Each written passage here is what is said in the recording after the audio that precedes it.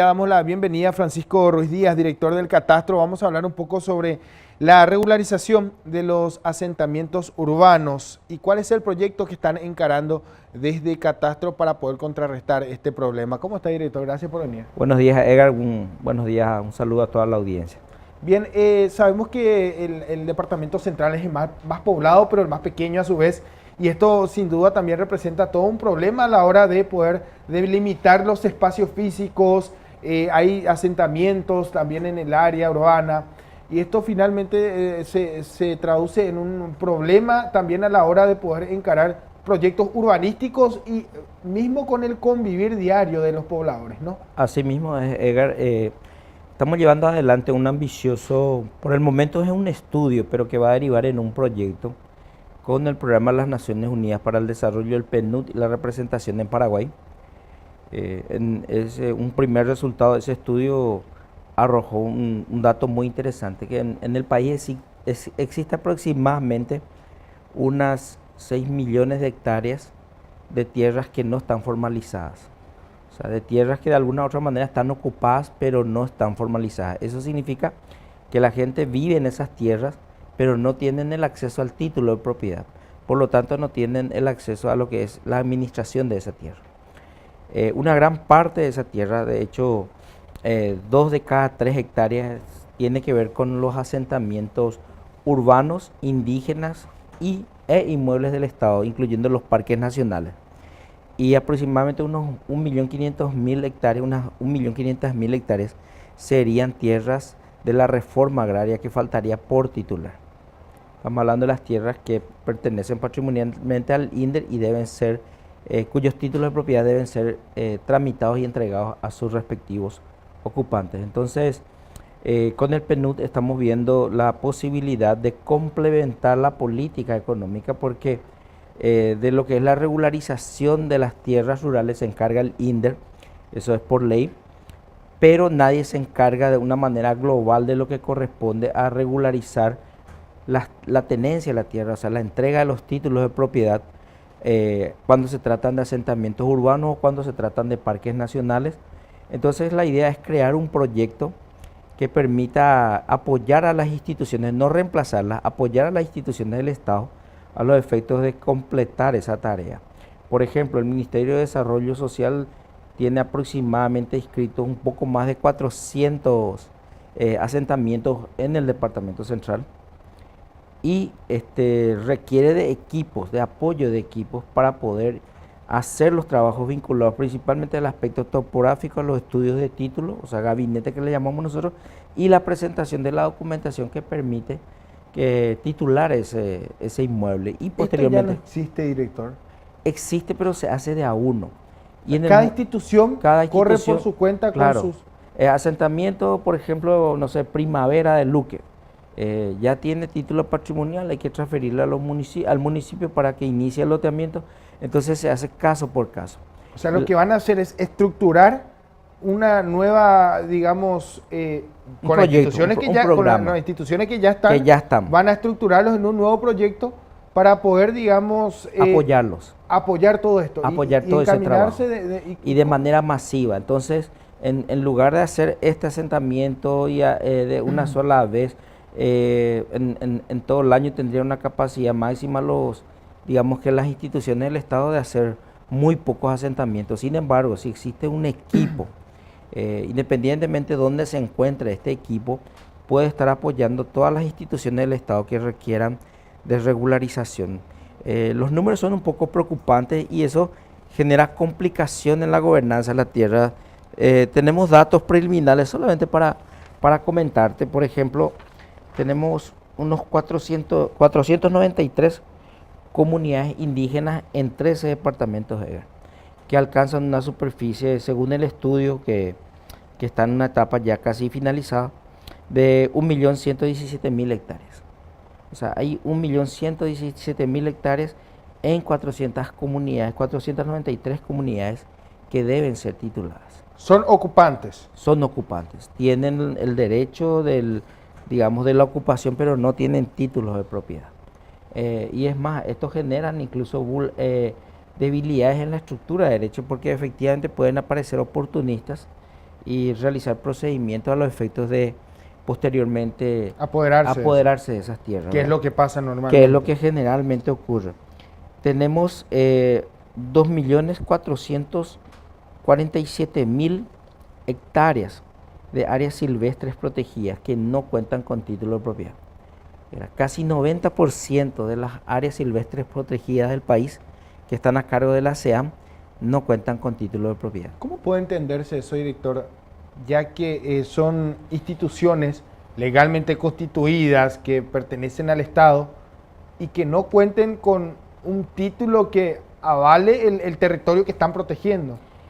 Y la verdad que cuesta un poco a veces entender. Yo creo que es, digamos, el hecho de no haber discutido con anticipación este tema, la importancia que tiene la regularización de la tenencia de la tierra. Por darte un ejemplo bastante gráfico, vamos a decir, estamos hablando de las áreas silvestres protegidas. Pero cuando hablamos con la gente de la SEAN nos dijeron, arranquemos por la casa. El lugar donde está la SEAN no tiene título de propiedad. Donde está sentado el ministerio, que es acá en la zona de Campo Grande, ¿verdad? Ellos no disponen de título de propiedad. Ese inmueble pertenecía anteriormente a una unidad militar y ellos hoy están asentados y necesitan comenzar con la titulación de su propio ministerio. Es decir, ¿verdad? que la propia SEAN es ocupante de ese predio. Exacto, exacto. Que pertenece Tiene a... que regularizar el título de propiedad. que actualmente pertenece a quién. Remonta al ejército. Es un inmueble del pasado donde estaba ahí básicamente todo lo que era la parte veterinaria militar, ¿verdad? Y ellos se trasladaron a Luque y esa unidad quedó para la Secretaría del Ambiente. Es decir, que la SEAN, Para el o sea, Ministerio del el Ambiente. ejército cedió Sí. parte de su predio para Así que la es. SEAN pueda... Pero falta instalarse. regularizar porque el título no figura a nombre del Ministerio del Medio Ambiente. Hablando de un caso Sí. extremo, el día que el ejército diga, bueno, queremos hacer uso de esta instalación, Claro, este espacio físico, Claro, les pertenece. El dominio es del ejército. ellos quedarían afuera. Quedaría fuera, sí, así es. Y en términos formales, cosa que es imposible que ocurra teniendo en cuenta que se tratan de dos instituciones del Claro, Estado, ¿verdad? totalmente. Están en el mismo equipo, pero, Pero- trasladamos este problema a otros lugares Sí. en el interior del país. Sí, pero ahí tenés el problema, hay que pagar la luz y la luz tiene que figurar al nombre del propietario. O sea, hay que pagar la energía eléctrica, el consumo de agua, hay que hacer licitaciones para mejorar las inversiones. En este caso, el Sí. ejército paga la luz de No, o tiene el que pagar, servicio. tiene que pagar el Ministerio del Medio Ambiente, ¿verdad? Porque son los ocupantes, son los que utilizan, pero todo está a nombre del anterior propietario, vamos a decir, o sea, del que sigue siendo propietario. Y continuando un poco con los números, tenemos el caso de las dos entidades binacionales, de Itaipú y Yacyretá. En el caso de Itaipú tienen aproximadamente 82.000 hectáreas que faltan regularizar. Y en el caso de Yacyretá tienen aproximadamente unas 86.000 hectáreas. Y esto es un poco preocupante porque, te doy un ejemplo, hay una cantidad tremenda de inmuebles en Ciudad del Este, por ejemplo. La misma cosa ocurre en Encarnación, las dos capitales donde están o sea, las áreas de influencia de estas dos represas, ¿verdad?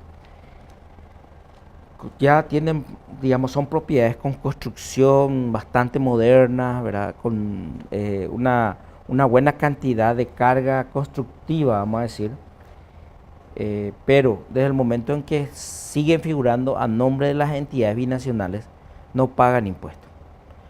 ¿Verdad? Están los ocupantes, están las personas que incluso ya, no sé exactamente cuál habrá sido el acuerdo, la forma en cómo estos inmuebles son transferidos a los particulares, pero el impuesto no puede ser pagado porque existe un artículo en el tratado en los tratados internacionales que le exoneran a las dos represas, a las dos organizaciones, instituciones binacionales, del pago de cualquier tipo de tributo. Es decir, que 82.000 hectáreas que pertenecen a la Itaipú, o Yacyretá en este caso, Sí.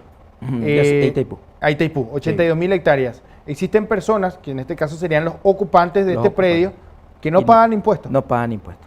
Con hermosas construcciones, hermosas casas, calles asfaltadas, ¿verdad? El municipio tiene que encargarse de la limpieza, pero no cobra el impuesto. Finalmente, esto se traduce en lo que conocemos aquí como desigualdad social. Así mismo. Es lo así. es lo que generalmente sucede. Bueno, aquí sabemos que hay un problema de migración de gente del campo que viene al área urbana, al área central, y bueno, se genera todo esto. Sí. Pero pareciera ser que tenemos la situación inversa en donde hablamos de familias que sí tienen la posibilidad de contar con todos estos recursos para poder finalmente tener construcciones importantes, pero que no pagan impuestos. Así mismo.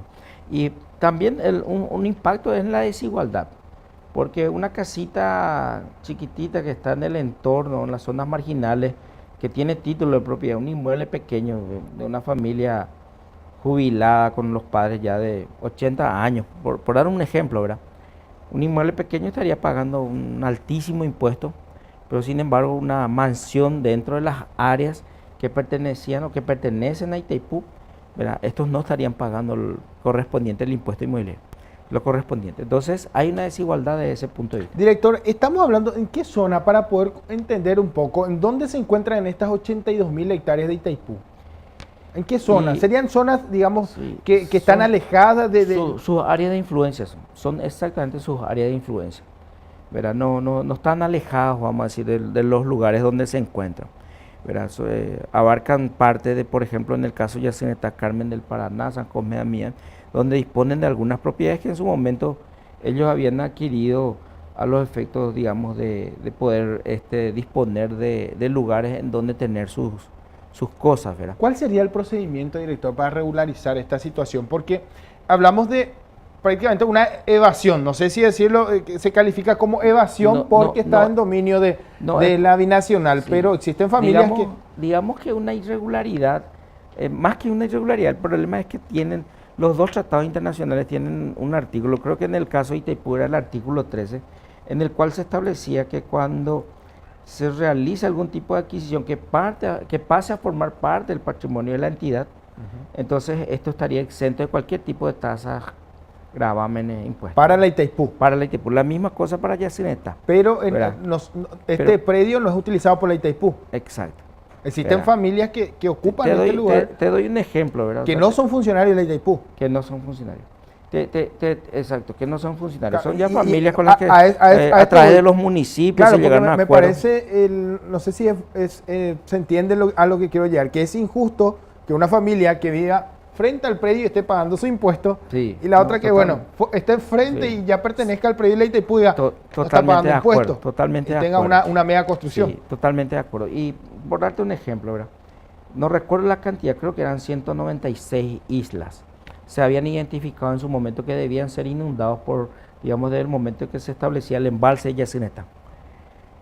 Estas 196 islas, no recuerdo, se había declarado que pertenecían a una institución del Estado, no recuerdo en este momento exactamente a qué institución, eso es por darte un ejemplo, pero aparece la ley en la cual se establece de que estas 196 islas iban a ser inundadas y en compensación se le debía pagar, digamos, a la institución, creo que fue el INDER, si mal no recuerdo, se le debía pagar.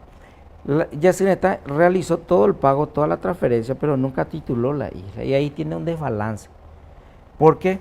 Porque ya el dinero salió de caja, pero el patrimonio no aumentó, no hubo contrapartida de esa salida de dinero. Entonces, en este momento ellos tienen un problema de carácter contable. Tienen una salida de flujo de dinero que debería haber estado respaldado por un incremento del patrimonio del activo, pero no ocurre eso, no se observa, vamos a decir, desde el punto de vista formal. Las ciento y tantas islas quedaron inundadas, desaparecieron. Entonces, hubo un desfasaje a partir de esto. Sí. Director, sí, hablamos del 35% aproximadamente de la población que vive en el área central. Decíamos que es el departamento más pequeño, pero más poblado. Así es. Esto también está minado de, digamos, irregularidades. Sabemos de asentamientos irregulares. Así es. Hay un plan que ahora está en marcha. Sí. Esto tiene un proceso, sabemos que es un proceso bastante lento también, que bueno, se entiende por las particularidades del tema.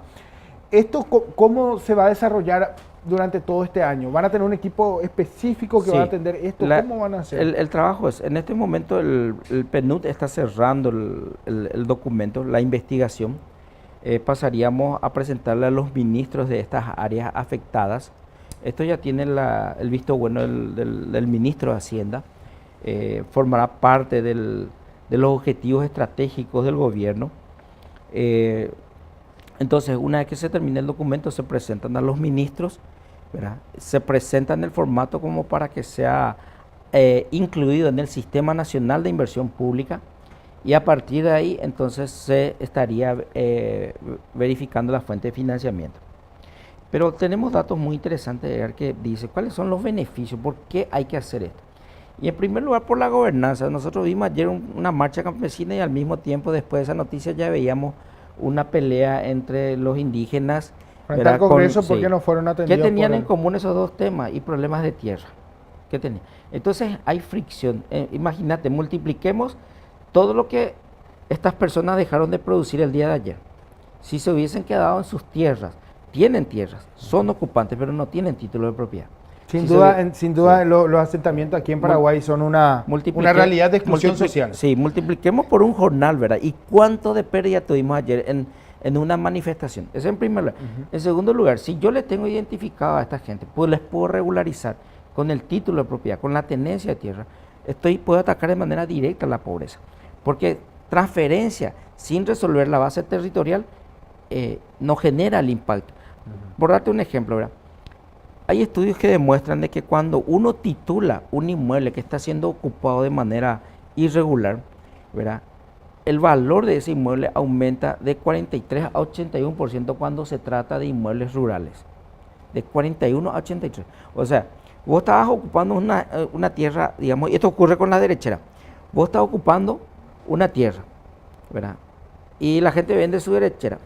Si el inmueble vale, digamos que 100, ¿verdad? Alguien vendría y te pagaría 40, ¿verdad? Por ese inmueble. Totalmente. Y estos datos son relevantes, director. Lastimosamente nos quedamos sin tiempo. Okay. Pero yo quiero recordar a los televidentes que también están desde Catastro realizando transmisiones en vivo, Así Facebook es. Live, a partir de las 14 horas. En las 14 horas estaríamos tratando el tema del loteamiento. Bueno, entonces aquellos que tengan sus consultas, aquellas consultas puntuales, porque son varios los temas que tratamos aquí en este espacio, pueden hacerlo a partir de las 14 horas, tienen que conectarse en Facebook, Así es. Buscar la dirección de Catastro Y hacer sus consultas. y ahí ya directamente van a hacer la consulta a los expertos que van a estar atendiendo cada uno de estos temas. Entonces también para que puedan aprovechar esta oportunidad que ofrece la dirección de Catastro, que también, y nosotros nos sumamos a este esfuerzo de poder socializar todo esto para poder también acompañar este proceso de regularización que sabemos es muy importante y que trae sin duda beneficio para toda la ciudadanía, director. Gracias por venir. Gracias, Edgar. Bueno, 14 horas, reiteramos, 14 horas. A través de Facebook. A través de Facebook del Servicio Nacional de Catastro. Bien, muchísimas gracias, director. Gracias a Canal Pro, gracias a ti.